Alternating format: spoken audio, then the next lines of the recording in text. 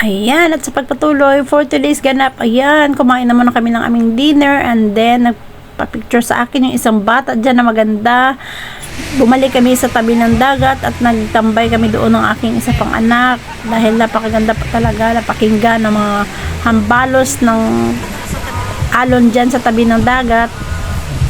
Pinagdalaga namin ang moment dyan sa tabi ng dagat, nag-selfie kami. Ito din, napakagandang punong kahoy. Ayan, nag-moment din ako dyan. Pero bumalik pa rin ako sa baba dahil di ako makatulog. Ayan, bumalik na naman ang mga anak ko sa kantin. Bonding moment na naman kami sa tabi ng dagat. Ayan, bumalik na ulit kami sa taas at nag-prepare na matulog. Ayan, kinaumagahan. Hello boys. Maaga ko pa silang ginising lahat dahil sa wala nga kaming baon na mga kape. Yan, pupunta kami ng kantin at doon na lang kami magkakape. Good morning. Boys. Parang ayaw pa bumangon ng mga anak ko dahil napakaganda pa talaga ng ambience dito sa lugar na aming pinuntahan. 26 o'clock in the morning. Kaya napasarap po sila ng tulog. Get up, get up. Alas 6 na, makape na ta. Let's go na. Ayun na. Kulitin. Kulitin ang kulitin. Wake up na, wake up na. Yan. Kukulitin kayo ni Papa. Wake up na, boys. Tara na kayo makapinata. Let's go na, boys. Boys. One eternity later. Ayan, sa wakas, bumangon na rin ang mga anak ko. Ito yung bumungad sa akin paglabas ko ng aming room. Ito yung napakaganda, napakaliwanag, napakasimpleng tanawin dito sa labas mismo ng aming room. Ayan siya, walang hangin, tahimik din yung alon sa dagat. Ayan, talagang napakaganda talaga at nakaka-amaze ang mga lugar dito sa lugar na aming pinuntahan. Sa mga oras na yan, wala pa masyadong tao.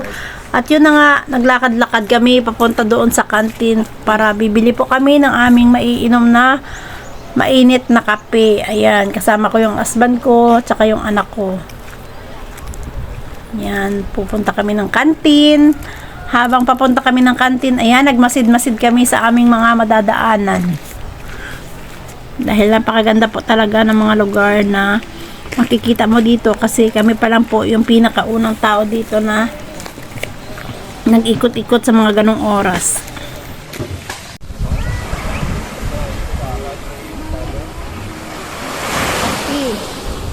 Yan na nga guys, umiinom na kami na mainit na kape. Diyan muna kami tumambay sa tabi ng dagat dahil napakaganda po tignan ng ambience dyan sa tabi ng dagat. Ayan, ayan, kasama ng mga anak ko. Yung iba hindi nagkakape. Yung anak ko, ayan, kumain po siya ng noodles. Sobrang tahimik. Ang balos lamang ng tubig ang maririnig mo sa mga oras na yan.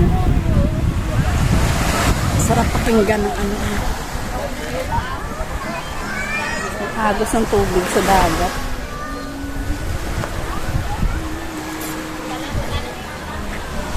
Habang humihigop na mainit na kape. Ayan yung pangatlong anak ko, kumakain po siya ng cup of noodles. Halata sa mata na bagong gising lamang po sila.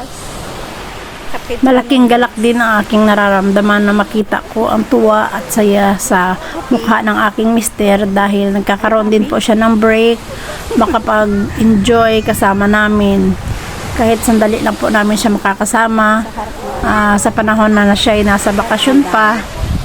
Kaya sinusulit namin ang mga oras. After ko magkape, ayan, naglakad-lakad po ako, nag-exercise po ako dyan mula doon sa dulo hanggang dito, malapit sa area namin. Kasi napakaganda po ng panahon, napakatahimik, ganda maglakad sa tabi ng dagat habang pinapakinggan mo ang hambalos ng mga alon. Ayan. Ayan guys, so kita nyo meron pang swing dyan sa may gitna ng dagat. Kung maglakad-lakad dyan sa tabi ng dagat, bumalik na naman po kami sa aming kwarto. Umakyat na naman po kami doon para magpahinga saglit. ito yung nakikita ko sa bandang likuran ng aming kwarto. Ayan, medyo makulimlim ang panahon. Napakatahimik po talaga ng mga puno. Walang hangin na gumagalaw po sa kanilang mga dahon. Ayan. Ririnig mo lang ang tilaok ng mga manok. Ayan guys, so talagang napakaganda po dito. Makikita mo yung napakagandang ambience dyan sana sa may pool. Kaso lang, yun nga, hindi namin in-expect na hindi pala naayos yung kanilang pool dito, pero okay naman yung aming bakasyon dahil sulit naman kahit sa dagat lamang po kami naligo. Maririnig mo din ang mga huni ng mga ibon. Ito lang yung oras na nagbanding po kami ng aking mga anak. Ayan, nagpalambing po ako dyan sa kanila dahil pagbalik namin sa kwarto ay isip-isip muna kami kung ano na naman ang susunod na aming gagawin sa mga oras na yan para magiging sulit yung aming pagbakasyon. Ayan guys, dahil maganda ang panahon, nagsimula na po kaming magbihis papunta sa beach para makapagligo na naman at makapag-enjoy kasama ng aking mga anak at ng aking mister. Ayan, magbanding-banding po kami. Susulitin na po namin ang huling araw namin dito sa aming bakasyon. Ayan, ang saya po namin talaga nagbabanding dyan ng mga anak ko. Ayan, makikita naman po natin kung gaano kalinis ang tubig dito sa dagat. Kaya talagang nag-i-enjoy po kaming maligo dyan ng mga anak ko. Kaganda naman na pag-capture sa akin ng aking anak sa kuha na yan. Ayan, makikita natin ang napakagandang sunset. Ano nga ang last naming banding dyan sa tabing dagat na yan. Good morning guys. Nagising lang. Time check. It's 5:45 in the morning. Sila tulog na tulog pa tulog pa yung tatlo kong mga boys. Ito si husband. Good morning my loves. Good morning. Gising na. Dito kami ganda ng place.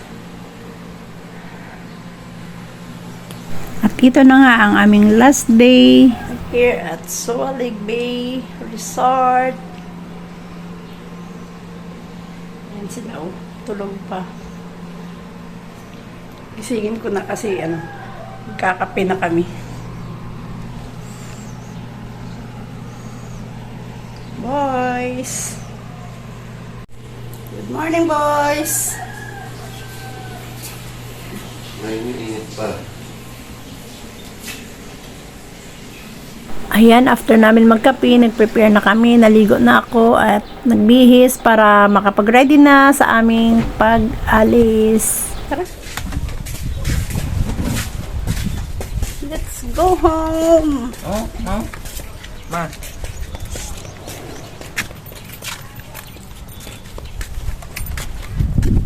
Vacation is over. Uwi na kami.